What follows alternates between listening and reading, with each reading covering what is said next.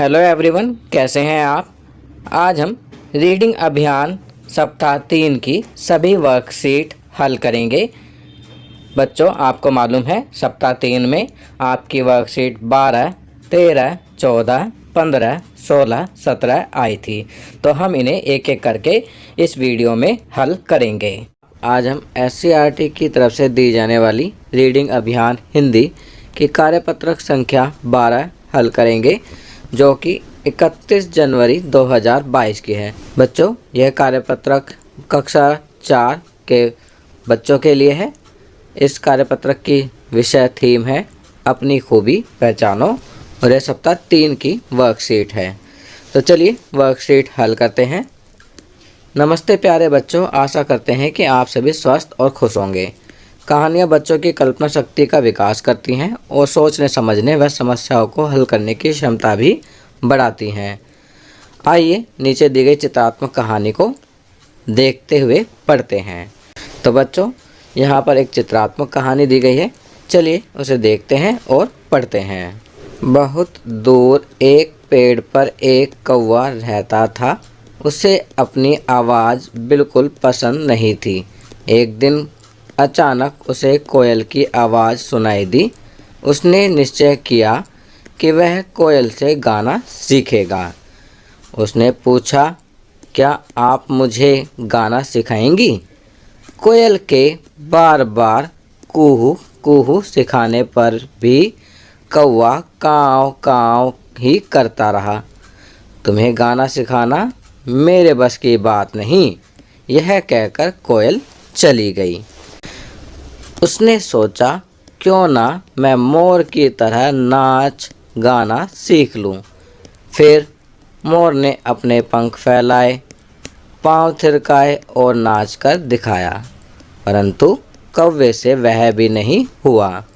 वह उदास हो गया कि ना तो वह गा सका, न ही नाच सीख सका। कौवे को लगा कि चलो बढ़िया घोंसला बनाना ही सीख लिया जाए। उसने गौरैया के पास जाकर पूछा, आप अपने जैसा सुंदर घोंसला मुझे बनाना सिखाएंगी क्या? गौरैया ने साफ इनकार कर दिया। उसने कहा, तुम में मेरे जैसे घोंसला बनाने की लगन नहीं है। एक बार फिर कौवे को बहुत निराशा हुई। तभी नीचे के घर में उसे थोड़ा सा भोजन दिखाई दिया। वह तुरंत वहां जाकर काँव काँव करके अपने रिश्तेदारों को बुलाने लगा। सभी रिश्तेदारों ने मिलकर खाना खाया। उसने सोचा, क्या हुआ, मैं नाच गा या घोंसला नहीं बना सकता, परंतु मैं अपने परिवार के साथ मिल बांट कर खा सकता हूँ और खुशी खुशी अपने परिवार के साथ रह सकता हूँ और मुझे किसी के जैसा बनने की कोई ज़रूरत नहीं है। तो बच्चों, कैसी लगी कहानी आपको? चलिए, कहानी पढ़कर आपको ज़रूर मज़ा आया होगा। चलिए अब नीचे दिए गए कहानी से संबंधित कुछ प्रश्न उत्तर करते हैं। ऊपर दी गई कहानी को पढ़कर निम्नलिखित प्रश्नों के उत्तर दीजिए। पहला प्रश्न, बच्चों आपको कहानी कैसी लगी? चलिए अब इस कहानी को कोई शीर्षक दीजिए। तो इसका उत्तर आप अपने शब्दों में स्वयं लिखेंगे। आपकी सुविधा के लिए मैं लिख रहा हूँ, मुझे यह कहानी बहुत अच्छी लगी और मैं इस कहानी को शीर्षक देना चाहता हूँ, स्वयं को पहचानो। तो आपको यह कहानी कैसी लगी आप ये बताएंगे और आप इसको जो शीर्षक देना चाहेंगे वो शीर्षक इस कहानी को देंगे। प्रश्न 2, ऐसे 5 पक्षियों के नाम बताइए जो हमें दैनिक जीवन में दिखाई देते हैं। तो बच्चों, ऐसे 5 पक्षियों के नाम हम लिखेंगे। तो पहला होगा कबूतर, कौवा, तोता, मोर, बतख। तो यहाँ हमने 5 पक्षियों के नाम लिख दिए हैं। तीसरा प्रश्न, बच्चों क्या आप किसी से कुछ सीखना चाहते हैं? क्यों? तो बच्चों यहाँ पर आपको बताना है कि क्या आप किसी से कुछ सीखना चाहते हैं तो और बताना है क्यों।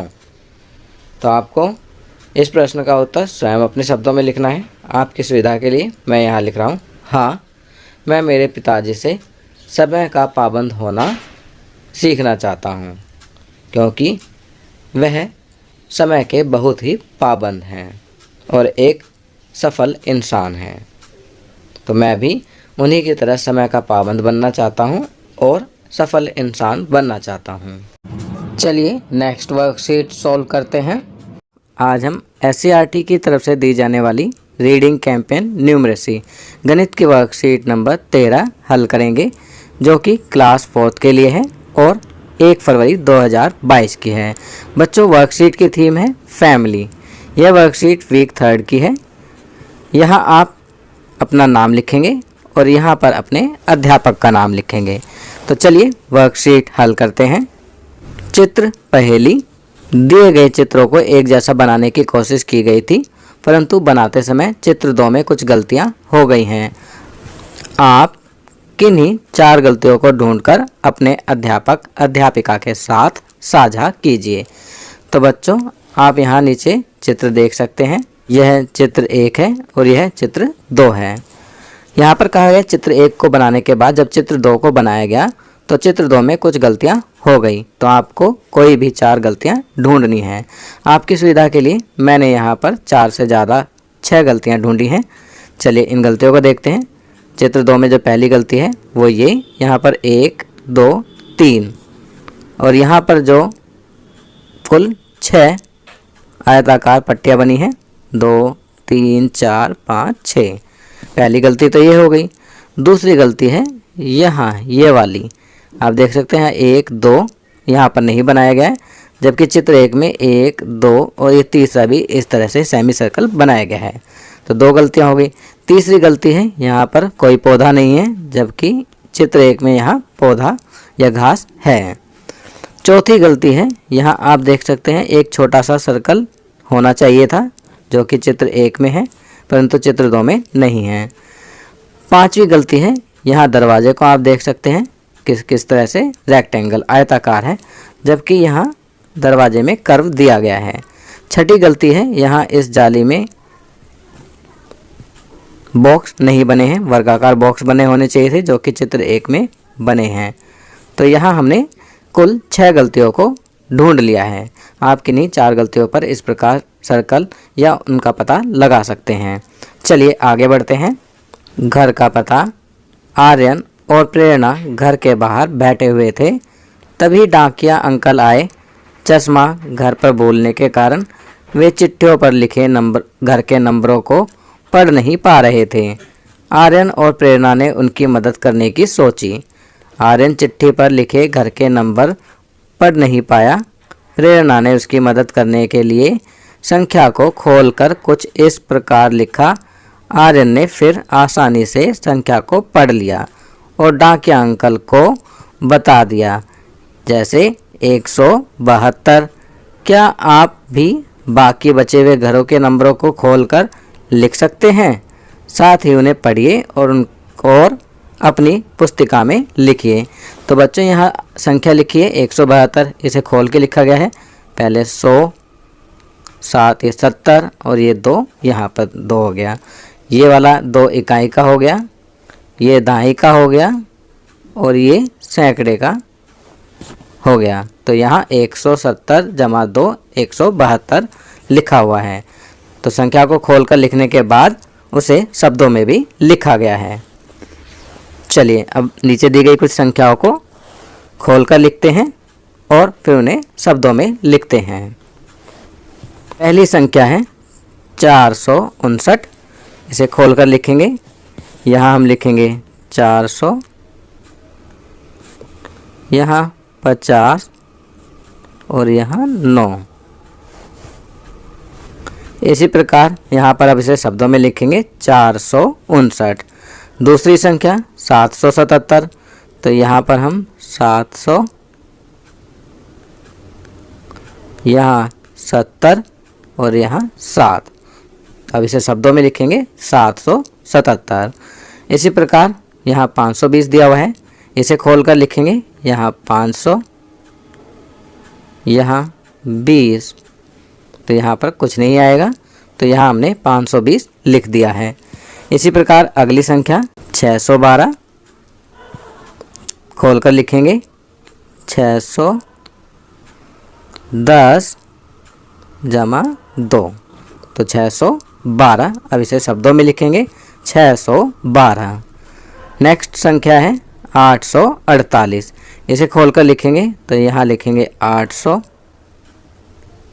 फिर यहाँ 40 और यहाँ 8, तो बन गया 848। अब इसे नीचे यहाँ शब्दों में लिखेंगे 848।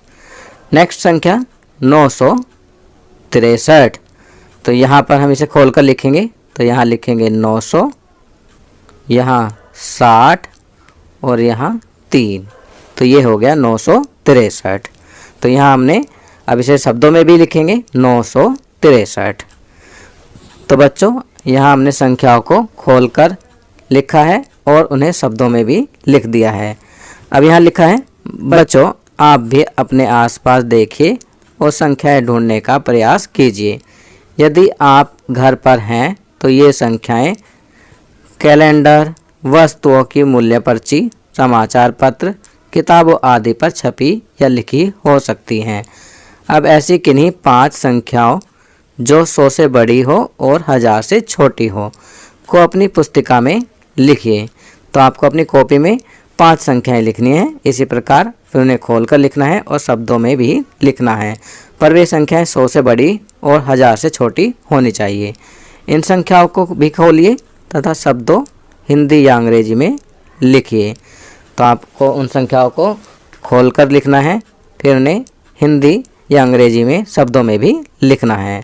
तो आपकी सुविधा के लिए मैंने यहाँ संख्याएं लिखी हैं। पहली 136, इसे खोलकर लिखेंगे 100, फिर 30, फिर 6। तो हम इस प्रकार भी लिख सकते हैं 100 जमा 30 जमा 6, और इसको फिर लिखेंगे 136। अंग्रेजी में लिखेंगे 136। अगली संख्या 212, इसे खोलकर लिखेंगे तो 200 जमा 10 जमा 2, तो ये हो गया 212। शब्दों में लिखेंगे और इंग्लिश में इस प्रकार लिखेंगे 212। नेक्स्ट संख्या 350, खोलकर लिखेंगे 300 जमा 50। शब्दों में लिखेंगे 350 और अंग्रेजी में शब्दों में लिखेंगे 350। नेक्स्ट संख्या 422, खोलकर लिखेंगे 400 जमा 20 जमा 2। शब्दों में लिखेंगे 422, अंग्रेजी में लिखेंगे 422। नेक्स्ट संख्या 925, खोलकर लिखेंगे 900 जमा 20 जमा 5। शब्दों में लिखेंगे 925 और अंग्रेजी में लिखेंगे 925। तो इसी प्रकार आप कोई भी 5 संख्याएं लेंगे, उन्हें खोलकर लिखेंगे, फिर उन्हें शब्दों में लिखेंगे हिंदी या अंग्रेजी में। चलिए नेक्स्ट वर्कशीट सॉल्व करते हैं। आज हम SCERT की तरफ से दी जाने वाली रीडिंग कैंपेन इंग्लिश की वर्कशीट नंबर 14 सॉल्व करेंगे। ये वर्कशीट 2 फरवरी 2022 की है। बच्चों यह क्लास 4 की वर्कशीट है और इस वर्कशीट की थीम है फन विद पोएम्स। यहाँ पर आप अपना नाम लिखेंगे और यहाँ पर अपने टीचर का नाम लिखेंगे। तो चलिए वर्कशीट सॉल्व करते हैं। Good morning children, I hope you are doing great. Today let us read aloud a poem given below. Good morning बच्चों, आशा करते हैं कि आप सभी खुश और स्वस्थ होंगे। आज नीचे दी गई पोएम को हम तेज़ आवाज़ में पढ़ेंगे। तो चलिए नीचे दी गई पोएम को तेज़ आवाज़ में पढ़ते हैं। I love reading. तो पोएम का टाइटल है I love reading. Reading books is so much fun. किताबें पढ़ना बहुत ही मज़ेदार होता है, आनंददायक होता है। व्हेन आई ले अंडर द शाइनी सन, जब मैं धूप में बैठकर उन्हें पढ़ता हूँ। Story books take me to places even when I am at home. कहानियों की किताबें मुझे अलग अलग स्थानों पर ले जाती हैं जबकि मैं अपने घर पर ही होता हूँ। Books about monsters are the best. Monsters होते हैं दैत्य, राक्षस। राक्षसों के बारे में जो किताबें होती हैं वो बहुत बढ़िया हैं। Would love to fly like them and never rest. If I could dress like them for a day I will be a cute one and not scary at all. तो इस बच्चे को जो है कौन सी किताबें पढ़नी पसंद है? मॉन्स्टर्स वाली। वो कहता है कि वह मॉन्स्टर्स का उड़ना और कभी न थकना उसे पसंद है। अगर उसे उनकी तरह ड्रेस पहनने का मौका मिले, उनकी तरह तैयार होने का मौका मिले, तो वह एक क्यूट सा मॉन्स्टर बनेगा, ना कि एक डरावना। Once I read about a little dog, एक बार मैंने एक छोटे डॉग के बारे में पढ़ा, who lost its way while crossing would logs. Would log लकड़ी के लट्ठे को पार करते हुए अपना रास्ता खो बैठा था। He met a brave girl on his way, और वह एक बहादुर लड़की से रास्ते में मिला, who helped him find its home for sure, जिसने उसका घर ढूंढने में मदद की। Reading books is so much fun, book पढ़ना बड़ा ही आनंददायक होता है। व्हेन आई ले अंडर शाइनी सन, जब मैं शाइनी सन के नीचे लेट कर उन्हें पढ़ता हूँ। तो बच्चों ये पोएम थी। पोएम पढ़ने के बाद चलिए अब सेंटेंसेस कंप्लीट करते हैं। आप देख सकते हैं यहाँ पर कुछ सेंटेंसेस दिए गए हैं, आपको इन सेंटेंसेस को पढ़कर कंप्लीट करना है। फर्स्ट सेंटेंस है I would like to read about. तो आपने अभी पोएम में पढ़ा था कि I would like to read about, तो यहाँ पर क्या लिखा था? मॉन्स्टर, तो यहाँ पर लिखेंगे monsters. Second, I would like to dress up as, तो बच्चा कैसा ड्रेसअप होना चाहता था? क्यूट मॉन्स्टर, तो यहाँ पर लिखेंगे cute monster. I would like to dress up as cute monster.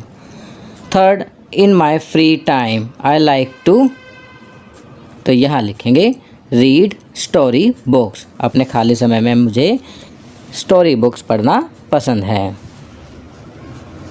चलिए आगे बढ़ते हैं। टॉक टाइम, और बातचीत करें। डियर चिल्ड्रन, प्यारे बच्चों, look at the picture given on the right hand side carefully. Right hand side में दिए गए चित्र को ध्यान से देखिए। What do you think the people in the picture are talking about? आपको क्या लगता है कि चित्र में दिख रहे व्यक्ति एक दूसरे से क्या बात कर रहे होंगे? Imagine and create their dialogues, say them out loud and write them in your notebook. अनुमान लगाकर उनके संवाद बातचीत को ऊंची आवाज में बोलिए और अपनी नोटबुक में लिखिए। You may take the help of your elders to, आप अपने एल्डर्स पर बड़ों की मदद भी ले सकते हैं। तो बच्चों आप देख सकते हैं यहाँ पर एक पिक्चर दी गई है। इस पिक्चर में आपको संवाद डायलॉग्स लिखने हैं। तो यहाँ पर हम डायलॉग लिखेंगे पहले इस व्यक्ति के लिए। जैसे कि आप देख रहे हैं ये कार में बैठकर कहीं जा रहे हैं, तो यहाँ पर हम डायलॉग लिखेंगे we are going to the village after a long time. ये आदमी सोच रहा होगा कि हम बहुत दिनों के बाद गांव जा रहे हैं। तो ये बच्चा कह रहा है आई एम वेरी एक्साइटेड, कि मैं बहुत एक्साइटेड हूँ, उत्साहित हूँ। तो ये जो लेडी बैठी है ये भी कह रही है yes we all are very excited, हाँ हम सभी बहुत एक्साइटेड हैं। तो इसी प्रकार आप यहाँ पर अपनी इमेजिन, अपनी कल्पना के अनुसार यहाँ डायलॉग्स लिख सकते हैं कि आपको जो लगता है उनके बारे में, तो आप वो डायलॉग यहाँ लिख सकते हैं। चलिए नेक्स्ट वर्कशीट सॉल्व करते हैं। आज हम SCERT की तरफ से दी जाने वाली रीडिंग अभियान हिंदी की कार्यपत्रिका संख्या 15 हल करेंगे, जो कि 3 फरवरी 2022 की है। बच्चों ये कार्यपत्रिका कक्षा 4 के स्टूडेंट्स के लिए है। इसकी थीम है खूबी। तो चलिए वर्कशीट हल करते हैं। नमस्ते प्यारे बच्चों, आशा करते हैं कि आप सभी स्वस्थ और खुश होंगे। बच्चों हर इंसान में कोई ना कोई खूबी छुपी होती है, बस हमें उस खूबी को पहचानने की ज़रूरत है। आइए कहानियों का सिलसिला आगे बढ़ाते हुए एक जंगल में चलते हैं और जानते हैं कि वहाँ किसकी खूबियों की बात हो रही है। तो चलिए कहानी पढ़ते हैं और जानते हैं कि कहानी में किसकी खूबियों की बात हो रही है। एक जंगल था, वहाँ सभी जानवर परिवार की तरह मिलजुल कर रहते थे। एक बार जंगल का राजा युद्ध की तैयारी कर रहा था। उसने सभी जानवरों की सभा बुलाई, जिसमें हाथी, हिरण, भालू, बंदर, घोड़ा, गधा सभी आए। राजा ने सबको उनके काम सौंप दिए। केवल खरगोश और गधे को काम देना बाकी था। अन्य जानवर बोले, महाराज इन दोनों को अपनी सेना में शामिल मत कीजिए। शेर ने पूछा, क्यों? तो सभी जानवर बोले, महाराज यह गधा तो इतना मूर्ख है कि यह हमारे किसी काम का नहीं है। युद्ध में हमेशा बुद्धिमान व्यक्ति की ज़रूरत होती है। तभी भालू बोला, महाराज यह खरगोश बहुत डरपोक है। तभी राजा ने कहा, भाइयों आपने गधे और खरगोश की कमजोरियां तो देख ली, लेकिन क्या आपने इनकी खूबियों पर ध्यान दिया? सभी बोले, खूबियां? इनमें कौन सी खूबियां हैं महाराज? राजा ने कहा, गधा इतनी तेज़ आवाज़ में चिल्ला सकता है कि मेरी दहाड़ भी उसके सामने हल्की लगेगी, और खरगोश के जितना फुर्तीला तो कोई है ही नहीं। इसलिए मैं गधे को उद्घोषक बना देता हूँ। उद्घोषक होता है जो आवाज़ लगाता है, और खरगोश को संदेशवाहक बनाता हूँ। हर किसी के अंदर कोई ना कोई खूबी ज़रूर होती है, बस हमें ज़रूरत होती है उसे ढूंढने की। तो बच्चों कहानी कैसी लगी आपको? वेरी गुड, मज़ा आया ना कहानी पढ़कर। चलिए अब कहानी से संबंधित कुछ प्रश्न करते हैं। ऊपर दी गई कहानी को पढ़कर निम्नलिखित प्रश्नों के उत्तर दीजिए। क प्रश्न, राजा की सभा में कौन कौन से जानवर आए? तो इसका उत्तर लिखेंगे, राजा की सभा में हाथी, हिरण, भालू, बंदर, गधा, खरगोश सभी आए। ख प्रश्न, युद्ध के लिए खरगोश और गधे की किस खूबी पर उन्हें चुना गया? तो इसका उत्तर लिखेंगे, युद्ध के लिए खरगोश अपने फुर्तीलेपन के लिए तथा गधा अपनी तेज आवाज़ के लिए चुना गया। ग प्रश्न, अपने परिवार के सदस्यों की कोई एक खूबी लिखिए। तो बच्चों यहाँ पर आपके परिवार के सदस्य जैसे माता, भाई, पिता दिए गए हैं, तो आपको अपने परिवार के सदस्यों की एक एक खूबी लिखनी है। तो सभी बच्चे अपने परिवार के सदस्यों की खूबी स्वयं लिखेंगे अपने शब्दों में।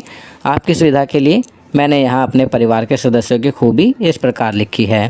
माता बहुत अच्छा खाना बनाती हैं। भाई क्रिकेट बहुत अच्छा खेलता है। पिता समय के बहुत पाबंद हैं। तो बच्चों मेरी मम्मी बहुत अच्छा खाना बनाती है, मेरा भाई बहुत अच्छा क्रिकेट खेलता है और मेरे पापा बहुत पंक्चुअल हैं, समय के बहुत पाबंद हैं। तो इसी प्रकार आप भी अपने परिवार के सदस्यों की खूबी यहाँ लिखेंगे। चलिए आगे बढ़ते हैं। आओ बातचीत करें। प्यारे बच्चों साथ दिए गए चित्र को ध्यान से देखिए। आपको क्या लगता है कि चित्र में दिख रहे व्यक्ति एक दूसरे से क्या बातें कर रहे होंगे? अनुमान लगाकर उनके संवाद अर्थात बातचीत को ऊंची आवाज़ में बोलिए और अपने अध्यापक अध्यापिका को बताइए। आपको इस चित्र में संवाद लिखने हैं, तो आप अपने अनुसार यहाँ पर संवाद लिख सकते हैं। आपकी सुविधा के लिए मैंने यहाँ पर संवाद इस प्रकार लिखे हैं। आप देख सकते हैं चित्र में ऐसा लग रहा है कि पूरा परिवार गाड़ी में बैठकर कहीं जा रहा है। तो ये पहला व्यक्ति ये कह रहा होगा, हम बहुत दिनों के बाद अपने गांव जा रहे हैं। तो वहीं बच्चा कहता है, मैं तो गांव जाने और जल्दी से पहुंचने के लिए बहुत उत्साहित हूं। मतलब वो बहुत ज़्यादा एक्साइटेड है गांव जाने के लिए। अब ये महिला कह रही होगी कि मैं भी बहुत खुश हूँ। तो इसी प्रकार आप यहाँ पर संवाद लिख सकते हैं। चलिए नेक्स्ट वर्कशीट सॉल्व करते हैं। आज हम रीडिंग कैंपेन न्यूमरेसी गणित की वर्कशीट नंबर 16 हल करेंगे, जो कि 4 फरवरी 2022 की है। बच्चों ये वर्कशीट क्लास 4th के स्टूडेंट्स के लिए है। वर्कशीट की थीम है फैमिली। यहाँ आप अपना नाम लिखेंगे और यहाँ पर आप अपने अध्यापक का नाम लिखेंगे। आपके टीचर्स का नाम लिखेंगे, अध्यापक या अध्यापिका जो भी हैं उनका नाम लिखेंगे। तो चलिए वर्कशीट हल करते हैं। आओ खेले खेल। अदिति और आदित्य की दीदी ने उन्हें आज एक दिलचस्प खेल सिखाया। इस खेल में दोनों की दीदी द्वारा पूछे गए प्रश्नों का जवाब देना था। उत्तर वाली संख्या को इस प्रकार तोड़कर लिखना था कि वह संख्या अपने नीचे लिखी हुई दोनों संख्याओं का जोड़ हो। जैसे पहले उदाहरण में 365 उसके नीचे लिखी गई संख्याओं 300 और 65 का जोड़ है। दीदी द्वारा पूछा गया पहला सवाल था, एक साल में कितने दिन होते हैं? अदिति ने तुरंत जवाब दिया 365। दीदी ने कहा शाबाश, अब दोनों इस संख्या को तोड़कर लिखो। तो चलिए देखते हैं कि अदिति और आदित्य का तरीका क्या है संख्याओं को तोड़कर लिखने का।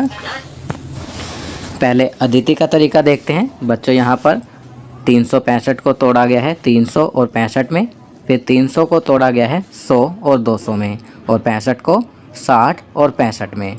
अब 100 को तोड़ा गया है 50 में, और 200 को तोड़ा गया है 100 और 100 में। 60 को तोड़ा गया है 50 और 10 में, और 5 को तोड़ा गया है 2 और 3 में। अब आदित्य का तरीका देखते हैं। यहाँ पर 365 है जिसको तोड़ा गया है 200 और 165 में, फिर 200 को तोड़ा गया है 100 में, और 165 को तोड़ा गया है 100 और 65 में। अब 100 को तोड़ा गया है 50 में, फिर दूसरे 100 को 50 में तोड़ा गया है, फिर यहाँ तीसरे 100 को 50 में तोड़ा गया है, और 65 को 60 और 5 में तोड़ा गया है। चलिए आगे बढ़ते हैं। दोनों को अपना ही तरीका सही लगा। जब वे दीदी के पास गए और पूछा तो दीदी ने बताया कि दोनों का तरीका सही है। एक ही संख्या को कई प्रकार से तोड़कर लिखा जा सकता है। क्या आप अपने तरीके से नीचे दी गई संख्याओं को तोड़कर लिखने का प्रयास करेंगे? तो बच्चों अब यहाँ पर कहा गया है कि क्या आप अपने तरीके से संख्याओं को तोड़कर लिखने का प्रयास करेंगे? तो बिल्कुल करेंगे हम संख्याओं को तोड़कर लिखने का प्रयास। पहले यहाँ पर दिया गया है एक लीप वर्ष में दिनों की संख्या बराबर 366। तो चलिए 366 को हम तोड़ेंगे। पहले 300 में, फिर 66 में, और फिर 300 को हम तोड़ेंगे 100 और 200 में, और 66 को तोड़ेंगे 60 और 6 में। फिर अब 100 को तोड़ेंगे 50 में, फिर 200 को तोड़ेंगे 100 और 100 में, 60 को तोड़ेंगे 30 में, और फिर 6 को तोड़ेंगे 3 और 3 में। चलिए अब दूसरी संख्या जो दी गई है 999, यह 3 अंकों की सबसे बड़ी संख्या है 999। तो अब 999 को हमें इसी प्रकार तोड़ना है। तो सबसे पहले हम क्या करेंगे, 999 को 900 में और 99 में तोड़ेंगे, फिर 900 को 400 और 500 में, और 99 को 50 और 49 में, फिर 400 को 200 में, और 500 को 250 250 में, और फिर 50 को तोड़ेंगे 25 में, और 49 को तोड़ेंगे 40 और 9 में। तो देखा बच्चों, हमने इन दी गई संख्याओं को तोड़कर यहाँ पर लिख दिया है। चलिए आगे बढ़ते हैं। अब नीचे दिए गए प्रश्नों के उत्तर पता कीजिए। इन संख्याओं को भी तोड़कर अपनी पुस्तिका में लिखने का प्रयास कीजिए। तो बच्चों यहाँ पर जो प्रश्न दिए गए हैं, सबसे पहले आप उनका उत्तर पता लगाएंगे और फिर उन्हें ऊपर जैसे संख्याओं को तोड़कर लिखा गया है इसी प्रकार तोड़कर लिखेंगे। पहला है एक सप्ताह में कुल घंटों की संख्या। तो बच्चों इसके लिए सबसे पहले हम क्या करेंगे, एक सप्ताह बराबर होता है 7 दिन, और एक दिन बराबर होते हैं 24 घंटे। तो 7 दिन में कितने घंटे होंगे, 24 गुणा 7 बराबर 168 घंटे। अब 168 को हम किस प्रकार तोड़ेंगे, तो हमने यहाँ 168 को 100 और 68 में तोड़ा है, फिर 100 को 50 में, और 68 को 60 और 8 में। अब पहले 50 को 25 में और दूसरे 50 को भी 25 में तोड़ दिया है। अब 60 को 30 में और 8 को 4 में तोड़ दिया है। चलिए आगे बढ़ते हैं। 3 अंकों की सबसे छोटी संख्या, अंकों की पुनरावृत्ति के बिना। तो यहाँ पर आपको 3 अंकों की सबसे छोटी संख्या लिखनी है, परंतु आपको ध्यान देना है कि उस छोटी संख्या में अंकों की पुनरावृत्ति ना हो। वैसे तो 3 अंकों की सबसे छोटी संख्या कौन सी होती है, वेरी गुड, 100, परंतु उसमें 0 की पुनरावृत्ति हो रही है। 101 लिखेंगे, उसमें 1 की पुनरावृत्ति हो रही है, तो यहाँ हम लिखेंगे 102। तो 3 अंकों की सबसे छोटी संख्या कौन सी है, 102। इसमें किसी भी संख्या की पुनरावृत्ति नहीं हो रही है। अब 102 को तोड़कर हमें लिखना है, तो 102 को तोड़ेंगे 90 और 12 में, 90 को तोड़कर लिखेंगे 40 और 50 में, और 12 को 10 और 2 में। 40 को तोड़कर लिखेंगे 20 में, और 50 को तोड़ेंगे 25 और 25 में। अब 10 को तोड़ेंगे 5 और 5 में, और 2 को तोड़ेंगे 1 और 1 में। तो हमने इन्हें तोड़कर लिख दिया है। चलिए आगे बढ़ते हैं। स्टैच्यू ऑफ यूनिटी की मीटर में ऊंचाई। तो यहाँ आपको पता लगाना है कि स्टैच्यू ऑफ यूनिटी की ऊंचाई कितने मीटर है। चलिए इसका उत्तर लिखते हैं। स्टैच्यू ऑफ यूनिटी की ऊंचाई कितनी है? 182 मीटर। अब हम 182 को भी तोड़कर इस प्रकार लिख सकते हैं। 182 को तोड़कर हम लिखेंगे 100 और 82, फिर 100 को तोड़कर लिखेंगे 50 और 50, और 82 को तोड़ेंगे 80 और 2 में। अब पहले 50 को तोड़ेंगे 20 और 30 में, और दूसरे 50 को तोड़ेंगे 25 और 25 में, फिर 80 को तोड़ेंगे 40 और 40 में, और 2 को तोड़ेंगे 1 और 1 में। चलिए आगे बढ़ते हैं। तो बच्चों आप यहाँ चित्र देख सकते हैं। इस चित्र में आपको ढूंढकर बताना है कि कौन कौन से अंक दिए गए हैं। तो यह कार्य आप स्वयं करेंगे। आपकी सुविधा के लिए मैंने यहाँ लिख दिया है। चित्र में छिपी संख्याएं हैं 6, 8, 0, 9, 4, 1। तो देखा बच्चों इस चित्र में कितनी संख्याएं छिपी हुई हैं। आप भी इन्हें ढूंढने का प्रयास करें। चलिए नेक्स्ट वर्कशीट सॉल्व करते हैं। आज हम SCERT की तरफ से दी जाने वाली रीडिंग कैंपेन इंग्लिश की वर्कशीट नंबर 17 सॉल्व करेंगे, जो कि 5 फरवरी 2022 की है। बच्चों ये वर्कशीट क्लास 4 के स्टूडेंट्स के लिए है। वर्कशीट की थीम है फन विद पोएम्स। यहाँ पर आप अपना नाम लिखेंगे और यहाँ पर आप अपने टीचर का नाम लिखेंगे। तो चलिए वर्कशीट सॉल्व करते हैं। Good morning dear children, let us meet Kittu the kite. It loves to fly. Let us see where it goes today. Good morning प्यारे बच्चों, आओ किट्टू से मिलते हैं जो कि एक पतंग है। उसे उड़ना पसंद है। तो चलिए जानते हैं कि किट्टू नाम की पतंग उड़कर कहाँ जाती है। Bravo Kittu, I am Kittu the kite. Ravi tied me to a long thread and sent me into the sky. मैं किट्टू एक पतंग हूँ। रवि ने मुझे लंबे धागे से बांधा है और आकाश में भेजा है। आप देख सकते हैं चित्र में रवि नाम का लड़का पतंग को उड़ा रहा है।